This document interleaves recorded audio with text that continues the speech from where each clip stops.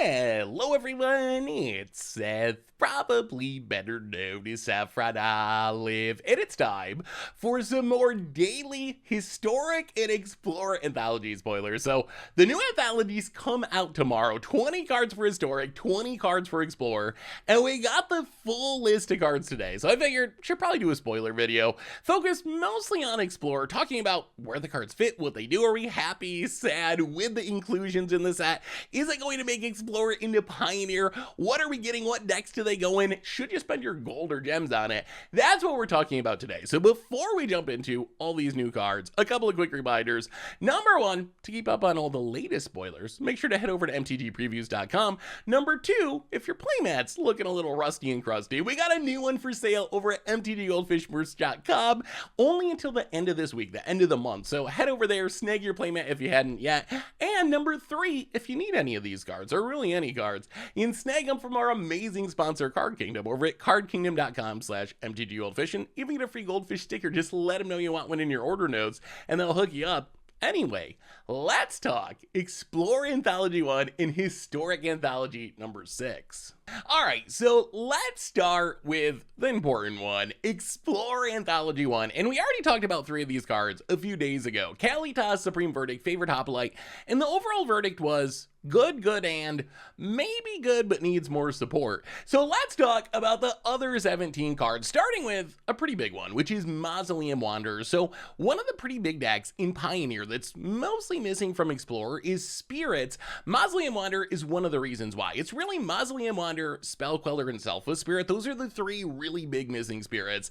And while I'm super glad that Wizards added Mausoleum Wanderer, I'm also a little disappointed, because I think what happens now is Mausoleum Wanderer just slots into mono blue spirits, the like Curious Obsession, mono blue tempo style deck, and that doesn't really change anything. It makes an already pretty good spirit deck a little bit better. And now it is worth mentioning, you can play straight up complete Pioneer mono blue spirits in Explorer, so that is something, like that is a positive.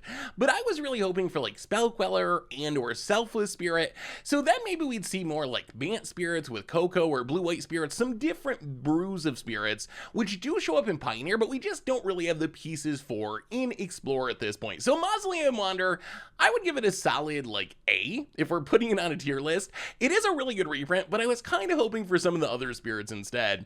We also got Elvish Mystic, which this is an S tier reprint. Like this is one of the biggest cards that we needed for the format. So now we have Elvish Mystic to go along with Llanowar Elves, which is the foundation for a lot of green-based decks in Pioneer. Mono green aggro, mono green ramp, Gruul decks, Golgari decks. There's a lot of decks that are built around these 8 mana dorks, and that was a big thing that was missing in Explorer. We only had 4 of the mana dorks, and then the next one was like Gilded Goose, and I tried to replace Elvish Mystic with Gilded Goose, and it just really didn't work. It was so much worse.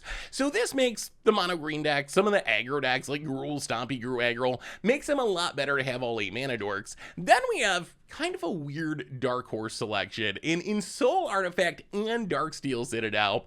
So one of the things you'll see as we go through this video is there's a lot of artifact support stuff. So I think these cards are doing 2 things. One is it is adding new stuff to Explorer. There is kind of like a weird affinity deck and a Soul Artifact aggro deck that uses both of these cards. And these were 2 of the biggest missing pieces for having that deck come to Explorer. On the other hand, I also think that there's so much artifact support in this anthology and in the historic one that I think these are maybe plans for like Brothers War. Everyone's speculating that Brothers War has got to be an artifact set, so maybe a lot of these artifact cards that right now are like, okay, kind of cool, yeah, you kind of do something, maybe they'll be a lot better once we see a couple more standard sets release. I can see those cards really going up in power. As far as the immediate future though, the Soul Artifact deck in Pioneer, it's still missing one pretty big card in Springleaf Drum. Springleaf Drum is just a free artifact essentially a lot of the time that you can get on the battlefield to support your artifact synergies, up your artifact count. So I do think you can play an Soul Artifact deck in Explorer right now, even without Springleaf Drum. Although we are still that one piece away from having the full deck. We also got Searing Blood. In Searing Blood, it is kind of a burn staple. A lot of burn decks play this card. But I gotta say, I came away from this one feeling a little bit disappointed because this really wasn't the card that we needed to make Pioneer Burn an Explorer deck. deck. The big pieces we were missing were Eidolon of the Great Revels in Monastery Swiftspear, and neither one of those actually made it into this anthology. So Searing Blood, it's fine, the burn decks will play it, it's a decent card, but this wasn't one of the big hitters that was missing for burn. Even if Wizards wanted to stay with an uncommon and was afraid of putting too many rares in the set or something, Monastery Swiftspear would have been a much better choice for many, many reasons. So a fine card, I'm glad it's on Arena, but not really a needle shifter at this point. We also got Hangerback Walker, which is a card that was much more exciting a couple of years ago. At this point, it sees literally zero play in Pioneer, a little bit too slow for the artifact aggro decks with like Ensoul Artifact, and it lost Walking Ballista, and without Walking Ballista, the Hardened Scales plan just hasn't really been a thing anymore in Pioneer. So Hangerback, it's a cool card, I'm glad it exists, maybe someone will play it, like it's of a power level that it could see play. It still sees play in Modern because there's enough support to make like Hardened Scales decks work, but I'm not sure if we got the pieces to make it work. Now, maybe this is another one of those artifact plans for when we get to the Brothers War in a few months. Then we have a bunch of really weird choices. So we talked about a few days ago when Favorite Hoplite was previewed that there is this Boros heroic deck that's kind of a big deal in Pioneer, one of the top tier decks, at least a second tier deck in the format, but that deck really needed Monastery Swiftspear as its missing piece. Well, we got a bunch more stuff that could go in a heroic deck, but none of them are Monastery Swiftspear, and none of them are cards that actually really see play anymore. Titan Strength, it's an okay pump spell, but it's not played in the decks. There's just so many options now as far as pump spells in your Boros deck that Titan Strength has just kind of gotten power crept out of the format. Battlewise Hoplite, it's a fine card. It's in the wrong colors though for the dominant heroic strategy. Maybe we'll see people try like a Jeskai heroic deck. That could be a thing, a Jeskai Feather style deck, because this is a really good heroic threat in the 2-drop slot, but it's not one that sees play. It's not in the right colors. And then Temur Battle Rage, undoubtedly a powerful card, but I really couldn't find many instances of people playing this in Pioneer. There was like one Temur deck that was using it as a pump spell that was like a tier 3 brew someone was playing, but really this isn't a top tier card either. So these are all fine cards. I'm glad that they added them to Arena, but I don't really see them as doing anything super impactful in the format right away. Like I said, maybe we'll see people brewing around like Jeskai Historic, trying to get around the fact that Monastery Swiftspear is missing, using some of these cards, but my guess is they're more fun lower tier build arounds and things that actually make competitive archetypes. Then we have my favorite slide, a slide of cards that I really love, but cards that really don't see much competitive play anymore. Siege Rhino, we will play it. I love my Siege Rhinos. It's like literally my favorite card to build decks around, one of them on the very, very top of my list. But in all honesty, it hasn't seen competitive play in Pioneer in quite a while. Rally the Ancestors, we've had some really sweet decks around in the past. The Mass Reanimation, like aristocrat style strategies where you sack your whole board, get it all back, sack it again with Blood Artists out. So I'm sure there are ways that we can brew around this, and it'll probably be pretty fun, but the dominant style of sacrifice decks now in Pioneer are really more Cat Oven, Mayhem style decks, not Blood Artists, go wide, try to make a ton of bodies to sacrifice decks. So whether or not this sees competitive play, I'm kind of guessing that it won't because it doesn't in Pioneer, but it is really cool, and I'm excited to build decks around it. And then Titleist Tracker, this one goes out to Brewer's Kitchen. This is a card that Phil has been asking for, and it is a good card. It does show up sometimes like in the sideboard of mid-range decks in Pioneer. Definitely not a staple by any means, but it does see some fringe play in like the Rock or whatever, and it's just a really fun card. Plus, it'll be a card that I think you'll see a lot of play in Historic Brawl, where if you're playing a landfall strategy, this card's going to be great in your Historic Brawl deck. So these are all cards that I'm really glad on a personal level they included, but these are also not the cards that are going to turn Explore into Pioneer very quickly.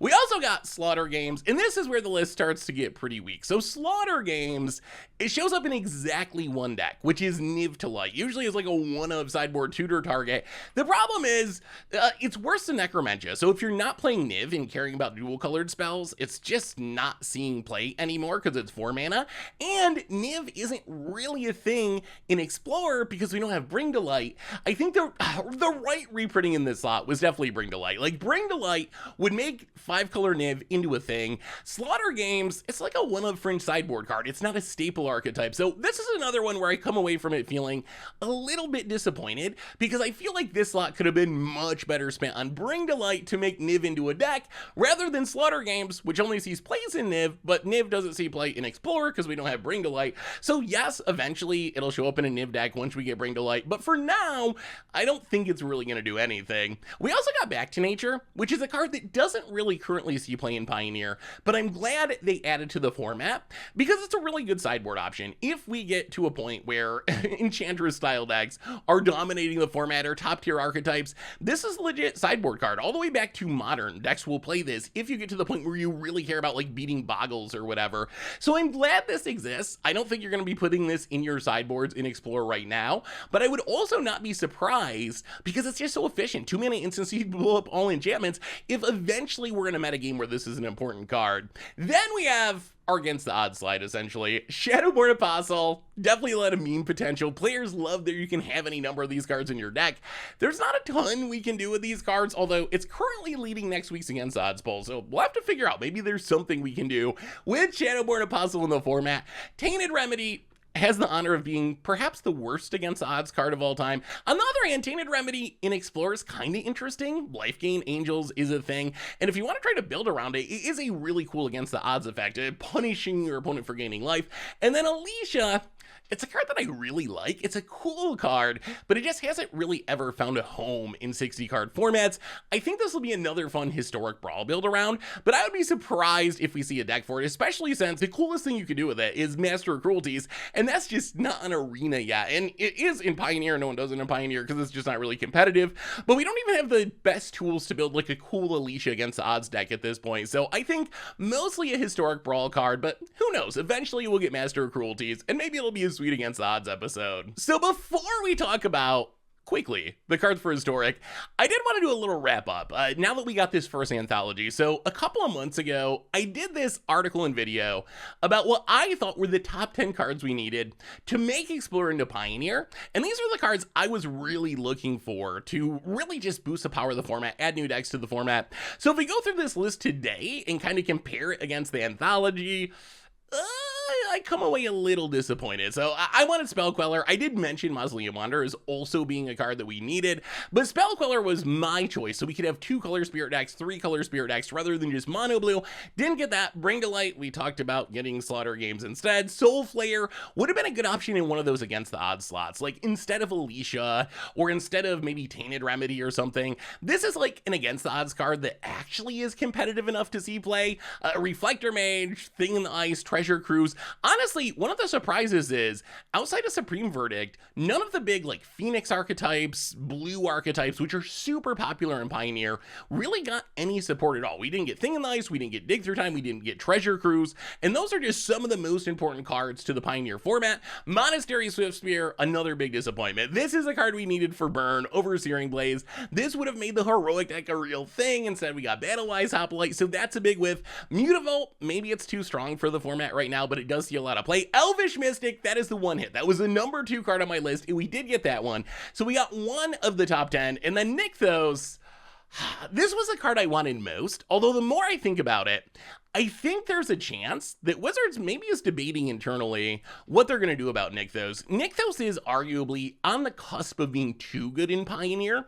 Mono Green has really taken off in the format thanks to Nykthos, and it's just really, really powerful. So I could imagine that Wizards is maybe debating, like, do we add Nykthos to Arena for Explorer, or do we just ban it in Pioneer? Although I would say, even if they end up banning it in Pioneer eventually, I think we still want this card on Arena, because it would be fine in Historic, I think, and it would be really cool in Historic Brawl, where Historic Brawl has a lot of like 3 color, 4 color, 5 color piles. This would be a cool push to be a mono color deck that would actually give you a pretty big reward for doing that. So I would say overall, from the competitive lens, from the perspective of, are we bringing new decks from Pioneer to Explorer on Arena? I would say that overall, this is kind of a bit of a failure. These were the cards that I saw as archetype creating cards, and we only got one of them in Elvish Mystic. This isn't to say that the Anthology is bad. It's got cards I love, like Siege Rhino and Rally the Ancestors. It does have cards that are going to improve existing decks, and I will say one other little worry, I would say, is if you look at the metagame, one thing that scares me a bit is it does seem like the cards that we did get that are going to go into tier decks, support decks that are already really good in Explorer and in Pioneer. Like, we got Kalitas, which makes Rakdos midrange even better. Rakdos midrange, already a top tier deck in Pioneer, already a deck you see all the time in Explorer. We got Supreme Verdict to complete Azorius Control, but Azorius Control, already one of the best decks in Pioneer, already one of the best decks in Explorer, so sure, it does get a piece, a card that we do need on the format, but this isn't really boosting up a lower tier archetype. It's improving a top tier deck. Same with Mono Green. Yes, they didn't get Nykthos, but they got their additional mana dork, so it improves Mono Green, which is already really good in Explorer. Mono Blue Spirits gets another 1-drop, so that gets already better. Burn didn't really get what it needed, but it did get Searing Blaze. So if you actually look at the powerful cards that were added, they're all targeted really at completing decks that are already at the top of the meta, when what I was hoping for was cards that would bring new archetypes into the format, bring to light, so we'd have Niv, Soul Flayer for Soul Flayer, Reflector Mage for Multicolor Humans, Thing in the Ice for various Is It piles or Treasure Crew, Swift Spear for Heroic and Burn, Nykthos for the Devotion strategies. So we definitely got cards in this anthology that is going to make the top tier decks in Explorer even better, but I don't know if that's exactly how I want this format to be handled. Rather than like completing the last card that's missing from blue-white control, I would much rather see adding the Bring to Lights in Soul Flayers of the world that are going to give players brand new decks to play in the format. So I would say overall, looking at this first anthology for Explorer, I think it's probably like a C, a B-, somewhere in that range. It does have good cards. It does have playable cards. It's also got some jank and underplayed cards, which is fine. That's how anthologies work. But I really wish the focus was more on adding new decks to the Explorer format, rather than just adding the last missing card for blue-white control or the last missing card for Rakdos midrange. So I would have handled it differently, but I will say I still think it's definitely worth the money. If you're an Explorer player, 2,500 gold, like definitely worth it, or the equivalent in gems. The price is worth it. You're getting a lot of stuff that you will make use of, and some other stuff that's kind of against the odds fodder. So that is our new Explorer anthology. Going back to Historic really quickly, we already talked about Goshentai, Tarmogoyf, Avacid. The rest of the cards are honestly mostly common artifact lands.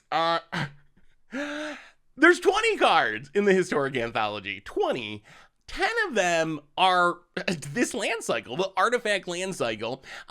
Very, very odd choice. Was not expecting that. So on one hand, these are good lands and they support artifact decks. Another possible plant for Brothers War stuff. It's going to make affinity style decks even better. It's a huge boost of power there. So these cards do something. On the other hand, they really kind of discourage me from buying Historic Anthology 6 because common wild cards are pretty plentiful, and if half of the cards in this anthology are going to be these common lands, I think I'll just spend my wild cards on them as I need them rather than putting out the gold to get the whole anthology. And it also it's just not super exciting. Like, if you're a Historic player, yeah, it's cool that we got this land cycle. Yeah, it's going to be good for affinity or whatever, but you're probably hoping for some more spicy non-land cards in the set. So as far as the rest of the non-land cards, there are a couple of interesting ones. Chalice of the Void has gotten a lot of complaints already. People are irrationally afraid of Chalice of the Void, and it is a powerful hate card, but let me put your mind at ease. I am the biggest fan of Chalice of the Void. I love my prison decks. I don't think it's going to be an impactful card in Historic right now. Chalice of the Void punishes decks that focus too much on 1-drops, essentially. That is the main purpose of that. Also shutting down, like, the free spells that you cascade into, restore balances and living ends. That's the other big use of this card. We don't have the free spells in Historic, and I don't think we have a lot of decks that are too overly focused on 1-drops for Chalice to be a legit main deck option. Also got Knight of Souls Betrayal, which is a cool card, just giving everything -1/-1 for 4 mana. This is also kind of a hate card if we get to a meta where there's a lot of go wide X1 token style decks, and this could be really good. Otherwise, it doesn't do that much. I think Chalice, it might have a shot as a sideboard card because it is good against Lurrus decks, and Historic is one of the only formats where Lurrus is still a thing. Lurrus decks, by default, are playing a bunch of 1 and 2 mana permanents, so if you can stick this against, like, Cat Oven, let's say, early in the game, it is going to be a pretty solid option. So I don't think that Chalice, there definitely aren't the pieces to make a prison deck. There's no Blood Moon, there's no Ensnaring Bridge, there's just not the support to build a prison style deck in Historic at this point. So my guess is this is maybe a sideboard card to fight against a Lurrus style deck. It is a nice safety valve if we ever do get the free spells in the format, the cascade spells in the format, things like that. Then this will be a sideboard all-star where this is going to shut down some really degenerate strategies. So I'm glad this exists. I know people are scared of it, people are afraid of getting locked out by it, but I don't really expect that to happen too much in current Historic. As far as Knight of Souls Betrayal, I'm kind of excited about this just because it lets you lock people with Overwhelming Splendor. That is like the combo. If all creatures get -1/-1, and then you can turn all your opponent's stuff into 1/1s, it essentially just locks creatures out of the game. And because Historic has all the Modern Horizons 2 enchantment stuff, the Sanctum Weaver effects for Ramp and Sethis and so forth, I think you could actually build a pretty sweet like Abzan Curse enchantment deck that was using this combo to just lock your opponent's creatures out of the game. So I'm excited to brew around this in Historic, but I think it's more of a fun brew around than a legitimately impactful card in the current meta. We also got Retrofitter's Foundry, Phyrexia Metamorph, more artifact plants, so much artifact stuff in this set. I don't think either of these cards really goes crazy right away. Retrofitter's Foundry could be fine in an affinity deck. Mostly sees play in older formats. It's a 1-of tutor target for Urza Saga. Thankfully, we don't have Urza Saga on Arena, or that would be super busted. So, I don't know, is this a card you can GM 4 of in your deck, even if it's like affinity? Probably not, but I do think there's probably uses for it. And then Metamorph, a really good clone, especially for artifact decks. So again, I think a lot of these cards are going to make more sense once we see Brothers War in a few months. We also got Glimpse the Unthinkable, which I think just means you can build a modern style mill deck in Historic now. Between Glimpse the Unthinkable, milling 10 for 2, Tasha's Hideous Laughter, Mana and Cacophony, Ruin Crab, Drown in the Lock, I think you got the pieces to just straight up build something very, very close to modern mill in the Historic format, and I would not be surprised if that deck was actually pretty good. Like, I think it's very possible that as a result of this Glimpse printing, I think we might just have a legit tier mill deck in Historic, which I think is funny, although I know a lot of people really hate the mill archetype, so maybe it's a bad thing if mill's more playable, but Glimpse is a legit powerful mill spell that is going to shake up the format and make an impact on the archetype. We also got Ophidiomancer, another really cool card. Beginning of each upkeep, if you don't have a snake, you make a snake with Death Touch on a 3-mana 2/2. Really cool card for sack decks because you can sack the token to whatever, your Woe Strider, your Witch's Oven, to your Deadly Dispute, and then get it back for free. So you just have this constant sack fodder. Although I will say from a competitive perspective, the fact that it doesn't work with Lurrus because it's 3 mana is going to limit a lot of the homes this could show up in. So I don't know, maybe we see some Yogg sack decks again. Like Yogg sack was actually pretty powerful. It's maybe a little bit overshadowed by Lurrus's brokenness, but maybe we see Yogg sack come back. Worst case, it's a fun option to play in your Historic Brawl deck. We also got Laylo the Blade Reforged, which I think is mostly focused on Historic Brawl. I've actually not really seen this card. It's seen play in 60-card formats. It's a Commander Precon card, so it's never been legal in like Modern or Pioneer or anything. It is powerful, 3-mana 2/2. When it attacks, you get to exile the top card of your library and play it. And when you exile cards, you put a counter on it, so it can get big really quickly. Maybe there's a way this can see play in Historic proper. Worst case, seems like a really good upgrade for Prosper decks in Historic Brawl, which are super popular, and it'll probably be a fun build around it. Sort of a red Exile Matters commander. Not as strong as Prosper, I don't think, but strong enough that if you want to build mono red Exile Matters in Historic Brawl, this is a good leader for the deck. So anyway, that brings us to the end of our spoilers for Historic Anthology 6 and Explore Anthology number 1. So what do you think? What do you think now that we've seen all these cards? Happy, sad, mad, somewhere in between?